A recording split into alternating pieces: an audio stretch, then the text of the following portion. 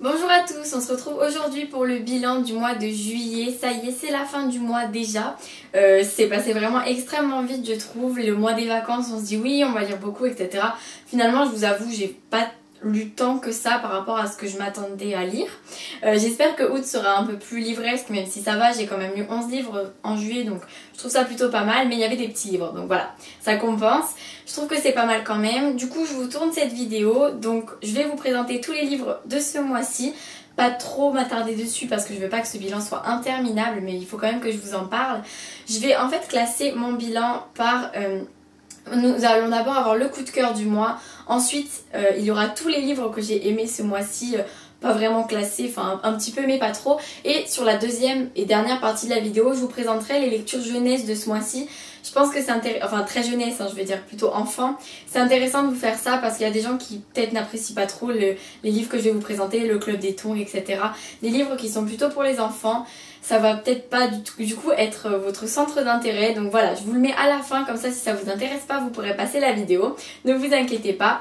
Du coup on commence tout de suite pour pas que ce soit une très longue vidéo. Vous le savez, mon coup de cœur du mois, il s'agit du roman Eleanor and Park de Rainbow Rowell, publié aux éditions Pocket Jeunesse. J'ai adoré ce livre, c'était vraiment une excellente lecture, j'ai pas pu le lâcher en fait, je l'ai commencé et c'était waouh. C'est une histoire, en fait c'est tout simple, c'est juste une histoire d'amour entre une fille qui n'a pas du tout le physique auquel on s'attend dans les livres qu'on lit. En général, la fille est toujours belle, etc. Elle a des complexes, mais ils sont pas justifiés. Là, Eleanor a des complexes qui sont justifiés parce que la pauvre, elle subit des remarques, des moqueries, etc. Park n'est finalement pas parfait, même si lui, il va subir moins de choses qu'elle. Et c'est une histoire d'amour qui va naître entre eux deux. Une histoire d'amour qui est finalement un peu impossible, mais on veut y croire et on y croit jusqu'au bout. Et ce livre, il m'a fait passer par des émotions mais extraordinaires. Jusqu'au bout, j'étais à fond, j'étais tremblante, toute pleine d'amour et j'ai pleuré comme un bébé en terminant le livre. J'ai fermé la dernière page et j'étais en larmes. C'est vraiment un livre exceptionnel. De toute façon, il est en plus de cela splendide, donc je ne peux que vous conseiller de l'acheter. Je le trouve merveilleux. Moi, j'ai rien d'autre à dire, vraiment, achetez-le, mais je vous le conseille. J'ai tellement aimé la plume de Rainbow Rowell que du coup, je me suis offert Fangirl de la même auteure. Parce que voilà, je veux le découvrir. Je le lirai en lecture commune avec Tartine aux pommes. Donc attendez-vous à ce qu'en août, vous ayez la chronique de ce roman. Ensuite, j'ai lu un roman que je n'ai pas parce que je l'ai prêté à Andrea, que vous avez vu dans la vidéo du First Sentence Challenge. Je vous mets la couverture ici. Et il s'agit du livre Le Défi, jeu dangereux de Emma Hart. Oui, excusez-moi, j'ai eu un petit...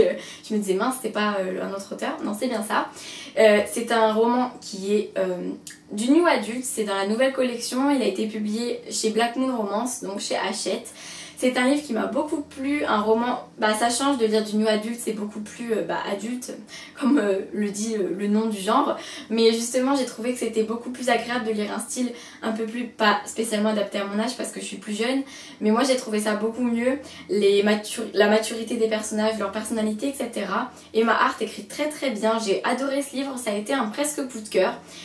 Donc vraiment c'était un roman que j'ai adoré. Je vous le conseille de tout cœur si vous aimez. Attention pour les jeunes parce qu'il y a des scènes de sexe explicites dans ce roman-ci. Donc je ne vous conseille pas de le lire si vous êtes trop jeune. Je le conseille à toutes les personnes de plus de 15 ans, je pense que c'est bon. Il n'y a vraiment aucun souci. C'est une histoire de défi, la fille et le garçon ne se connaissent pas vraiment, ils vont se lancer avec leurs amis le défi de faire tomber l'autre amoureux, coucher avec lui et le jeter. Vous vous en doutez, l'amour va naître entre eux, mais justement ça va pas être aussi simple et c'est ça que j'ai adoré. Il y a la suite qui sort bientôt du coup, et la suite c'est sur 2 autres personnages, donc voilà, j'espère que je vous donne envie de lire ce livre. Je vous le conseille vraiment de tout cœur, je l'ai même préféré à Jamais sans toi de Jessica Sorensen. Je ne l'ai pas non plus, je l'ai prêté aussi. Vous voyez, je les ai tellement aimés que je les ai prêtés. Donc voilà, ça m'a fait penser, je vous mets l'image ici. Ils sont vraiment tous les deux bien, mais moi j'ai préféré Le Défi. Un autre roman que j'ai adoré ce mois-ci, c'est pas vraiment un presque coup de cœur parce qu'il y a eu des petites choses qui n'allaient pas trop. Il s'agit de King's Game de Nobuaki Kanazawa, publié aux éditions Lumen. C'est mon premier partenariat avec eux et je les en remercie beaucoup. C'est un roman que j'ai adoré. J'ai jamais lu de thriller aussi horrible. C'est vraiment horrible. Quand je le lisais, j'avais peur. Le soir, j'arrivais pas à dormir.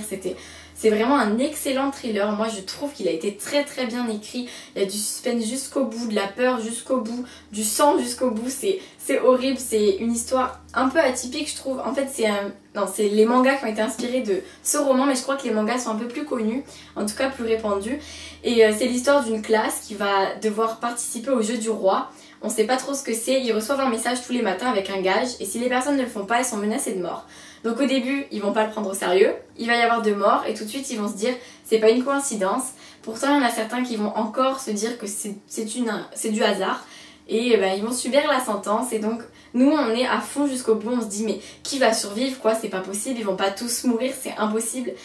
Bah vous verrez, franchement lisez-le, c'est une excellente lecture, vous allez frissonner de peur et en même temps vous allez pas pouvoir lâcher ce livre. Même des gens que je connais qui n'ont pas aimé ce roman n'ont pas pu le lâcher. Donc ça montre que quoi qu'il arrive, le côté addictif est là et vous le finirez vite, ça c'est une obligation. Ensuite, mon premier partenariat avec les éditions Milan, la collection Macadam, il s'agit du livre Et puis après de Cathy Williams.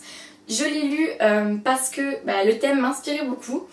C'est une histoire assez spéciale, une jeune fille qui va se retrouver enfermée dans son lycée après sa mort. Donc elle meurt et elle revit mais sous forme de fantôme et elle est enfermée dans le périmètre de son lycée et une rumeur va circuler comme quoi elle s'est suicidée et elle veut à tout prix montrer que ce n'est pas vrai. Ce petit roman va vraiment vous surprendre parce que moi personnellement, en tout cas pour la fin, je ne m'y attendais absolument pas. Il n'y a aucun élément qui peut vous permettre de vous y attendre, je vous rassure, vous ne pourrez pas deviner même si vous pouvez avoir des petites idées. Ce sera forcément un peu différent. Donc voilà, c'est un livre que j'ai adoré, il est très court, il n'est pas très cher, il est petit, moi je le trouve très joli pour ma part avec le petit effet de miroir. Voilà, j'ai adoré, je vous le conseille de tout cœur, lisez-le, je pense pas que vous serez déçus. Au pire vous trouverez que c'est une histoire plutôt simple, mais moi j'ai adoré l'histoire et voilà, ça a été une très très bonne lecture. Je remercie Iman Eitayo et ses éditions, son auto-édition parce qu'elle a elle-même édité ses livres pour ce roman en partenariat. Il s'agit du Visage de l'ombre, le tome 1, Cœur de flamme. C'est l'histoire d'Aluna qui a une sœur jumelle et que du coup, vu que dans ce monde les jumeaux sont interdits, Aluna a vécu cachée chez un homme qui n'était pas super avec elle et elle va se rendre compte que elle n'est pas comme tout le monde, on va dire. Il va lui arriver des aventures assez extraordinaires, la pauvre elle va se retrouver dans des situations un peu horribles et elle va quand même souvent réussir à s'en sortir, etc. Donc voilà, c'était une histoire très très intéressante, très passionnante. La fin est horrible, c'est du fantasy, donc j'ai eu un peu de mal, je vous l'avoue. Le fantasy c'est pas spécialement mon truc, mais Iman Eitayo m'avait proposé, j'avais lu des bonnes, ça me paraissait évident que j'allais forcément aimer ce livre et je l'ai aimé malgré quelques défauts. Évidemment il y a énormément de personnages, donc c'est dur, je vous l'avoue, mais voilà, j'ai quand même adoré et je vous conseillerais forcément ce livre. Si vous aimez le fantasy, vous allez forcément aimer. Si vous n'aimez pas le fantasy, vous pouvez quand même tester. Je pense pas que ce sera une déception. Au pire, vous allez avoir un peu de mal au début, mais vous ne pourrez pas dire que vous n'avez pas été passionné parce que l'histoire va forcément vous envoûter et c'est ce que j'ai adoré. J'ai ensuite lu A comme association de Eric Lhomme, publié aux éditions Gallimard Jeunesse, Rajo éditeur. C'est le premier tome de toute la saga A comme association que Eric Lhomme a écrite en compagnie de Pierre Bottero qui malheureusement a écrit que 2 tomes. C'est assez horrible mais j'ai le 2e tome et j'achèterai les autres une fois que j'aurai lu le 2e tome. C'est une saga que j'ai commencé en lecture commune avec Robsy Books. Je vous mettrai le lien. Robsy Books d'ailleurs que j'ai croisé au cinéma sans le croiser. Je ne le savais pas mais c'est pas grave. Et nous allons lu en lecture commune. Il a détesté et j'ai adoré. Donc voilà, vous pouvez aller voir nos avis. Très très mitigés au final. Mais c'est drôle parce que vous allez avoir son avis à lui et le mien qui sont complètement opposés. Même si finalement on a quand même retenu les mêmes choses.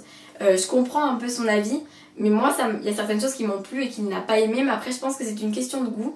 Donc voilà, moi j'ai adoré l'histoire, c'est l'histoire de Jasper qui va chasser une horde de vampires et trouver...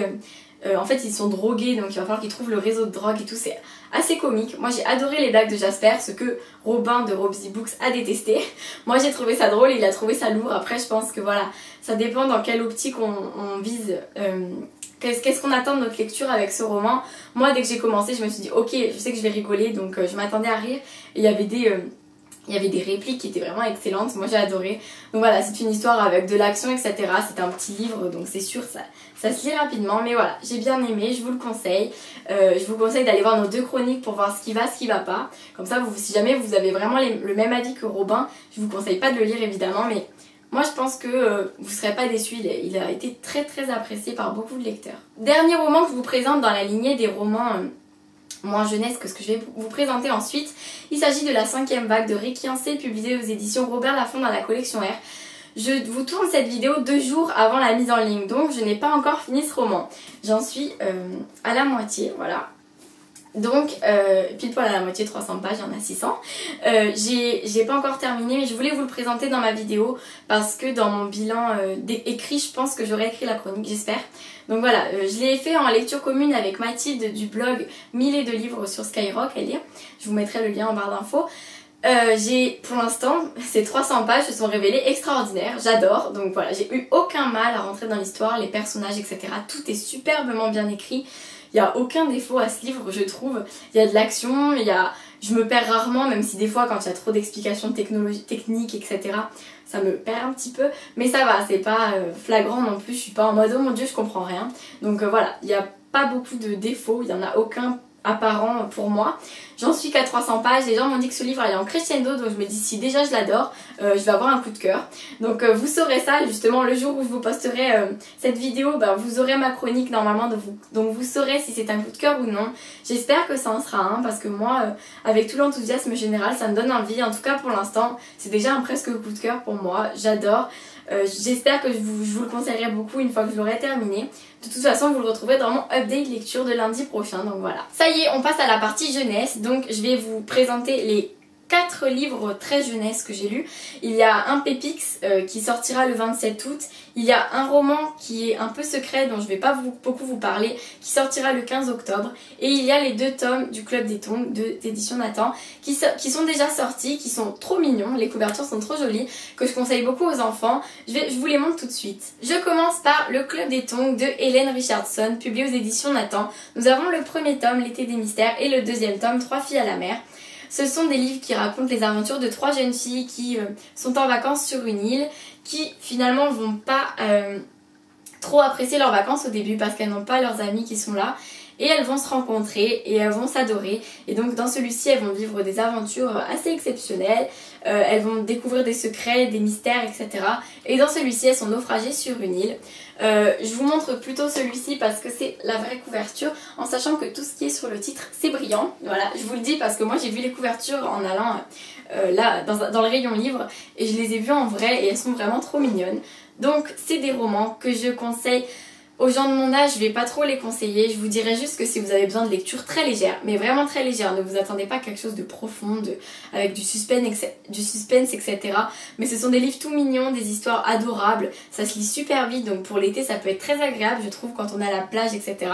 Donc voilà, je peux le conseiller aux gens de mon âge, mais je le conseille plus aux plus jeunes, parce que c'est très léger, ça reste, voilà. J'ai vu beaucoup de gens qui dans leur chronique disaient c'est trop léger pour moi et qui lui mettent une note peu élevé. Moi je me dis que Nathan nous envoie des livres trop jeunesse, donc je me mets à la place d'une fille trop jeune pour les lire. Donc du coup quand je vous donne mon avis, c'est l'avis d'une fille qui essaye de se mettre à la place d'une petite fille. Donc du coup voilà pourquoi des fois mon avis va paraître trop exagéré pour certains, mais c'est évident que quand on a 20 ans et qu'on lit ces livres, moi je n'ai que presque 17 ans donc ça compte pas, mais quand je connais des gens qui ont 20 ans et qui les reçoivent et qui les lisent, les pauvres, je me dis s'ils aiment pas trop le genre trop jeunesse, c'est sûr que c'est pas agréable. Donc voilà, je vous les conseille. Mais après, à vous de voir si c'est votre genre, si ça va vous plaire. Mais sachez que c'est pas des livres que vous allez dire je ne l'aime pas, il est nul. C'est impossible, c'est une petite histoire toute sympa, etc. Vous allez forcément aimer, mais après à différents niveaux. Ensuite, je vous présente La drôle d'évasion de Séverine Vidal, publiée aux éditions Sarbacane dans la collection Pépix. Alors, je craque sur leur couverture hein, parce qu'elles sont vraiment trop jolies, moi je trouve. Donc voilà, on peut se le dire, elles sont trop mignonnes. Elles sont vraiment super bien. Les livres, ils sont vraiment de très bonne qualité. Il y a plein de petites illustrations à l'intérieur. Donc voilà, c'est un roman que j'ai adoré. Ça a été un petit coup de cœur. Après, on peut pas dire que c'est un coup de cœur comme pour Eleanor Park parce que c'est différents niveaux, c'est un livre jeunesse. Donc voilà, comme je vous disais tout à l'heure, je me mets à la place d'une enfant pour les lire, ce que je trouve tout à fait évident. C'est un roman que j'ai adoré, c'est l'histoire d'un petit qui veut refaire l'évasion d'Alcatraz parce qu'il connaît 3 personnes qui l'ont déjà faite et il veut montrer que c'est possible parce que personne ne croit que c'est possible. Et donc il va le faire et c'est super drôle, c'est trop mignon, j'ai trouvé l'histoire très touchante aussi, mais vraiment vous allez mourir de rire, moi j'ai fait que rigoler. Il y a plein de petites, alors attendez je vais vous trouver, de petites notes, alors je sais pas si vous voyez, de petites notes en bas de page, donc là on en voit par exemple.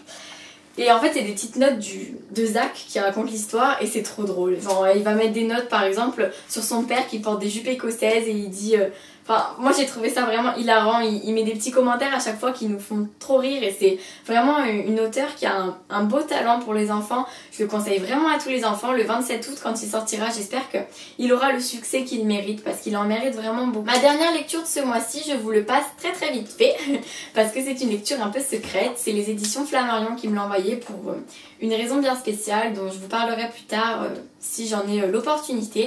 Il s'agit de Mal en fer de Cassandra O'Donnell, publié donc du coup aux éditions Flammarion, je me répète. C'est un livre très jeunesse donc et c'est un livre que j'ai adoré. Je ne veux pas vous raconter l'histoire, je vous en parlerai quand il sortira le 15 octobre, je le mettrai dans un update ou quoi pour que vous sachiez qu'il va sortir, etc. Ma chronique sera aussi publiée certainement vers le 10 octobre ou un truc comme ça. Ma chronique est déjà écrite, hein. J'ai adoré, ça a été un petit coup de cœur pour ce roman, une lecture vraiment super agréable, donc voilà, j'espère que ça vous plaira quand il sortira. J'ai vu beaucoup de personnes qui m'ont dit que la couverture était splendide et j'espère que les éditions seront heureuses parce que c'est super qu'ils la trouvent belle et moi aussi je la trouve très jolie. Voilà, c'est un livre jeunesse qui sortira donc le 15 octobre, alors si ça vous plaît, si ça vous donne envie, je vous montre la couverture de plus près. Si jamais ça vous intéresse, n'hésitez pas à surveiller un peu la chaîne, le blog, etc. pour quand la chronique sera postée. Ça y est, c'est la fin de ce bilan, de ce super bilan de juillet. J'ai adoré ce mois-ci du coup, car je n'ai eu aucune déception, ce qui est vraiment une très bonne nouvelle parce que comme vous le savez, les déceptions c'est pas spécialement super quand on en a, en tout cas moi j'aime pas trop. Et là j'ai eu que des bonnes lectures, plus ou moins bien évidemment, mais ça c'est toujours comme ça. Du coup je suis super heureuse, ce bilan se termine là-dessus. J'espère que ça vous a plu, j'espère que je vais passer un bon mois d'août très livresque, etc. J'ai déjà prévu plusieurs livres, si jamais vous voulez savoir quel livre je vais lire, je vous mets un petit aperçu ici. Alors je ne sais pas si je vais réussir à mettre le lien de ma vidéo, mais enfin mettre la petite truc vidéo, mais au pire je vous mettrai une image. Il s'agit de ma vidéo, ma pile à lire d'été, et dedans vous pourrez retrouver les livres que j'ai prévu de lire cet été. Je n'en ai lu que 2 pour le moment, il y en a 11, donc bon, on va essayer de se rattraper ce mois-ci. Je vais lire tous les petits avant tout. Voilà, du coup j'espère que je les lirai. J'ai plusieurs services presse encore mais j'en ai vraiment plus beaucoup donc on respire un peu. Je vous souhaite un très bon mois d'août, une très bonne fin de mois de juillet parce que c'est le dernier jour. J'espère que cette vidéo vous a plu. Merci encore d'être 700 abonnés sur ma chaîne, c'est énorme. Je sais même pas comment vous remercier, ça me fait super plaisir de voir que ça monte sans arrêt. C'est vraiment un beau cadeau pour moi de vous voir arriver. Si vous êtes nouveau, je vous souhaite la bienvenue, j'espère que ça vous plaît. Désolée si cette vidéo est un peu longue car c'est un bilan, donc c'était évident qu'elle ne serait pas courte. Voilà, bon, j'arrête de parler parce que là je parle pour rien dire. Je vous souhaite une très bonne journée et je vous dis à très bientôt. Ma prochaine vidéo ce sera certainement le update lecture. Gros bisous!